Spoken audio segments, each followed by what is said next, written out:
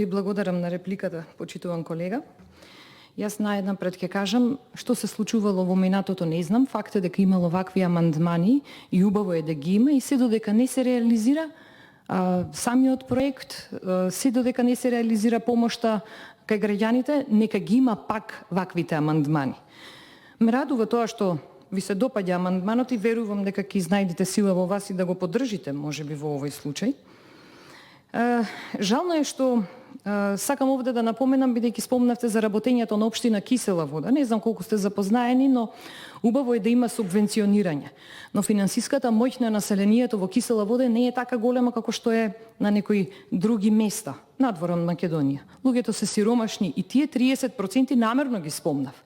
Верувајте ми, ако немав намера, ако сакав да го зацкрием тоа што било како иницијатива дадено, јас ќе го зацкриев. Но 30% не се доволно за да се помогне на населението.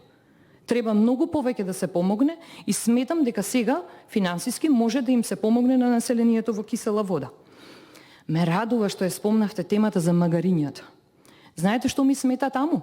Ми смета, дозволете да ви кажам први, ми смета заради тоа што во распределбата на буџетот за Erasmus Plus програмата, Националната агенција испланирала да издвои 250.000 евра, 250.000 евра да издвои за обука на наставен кадар.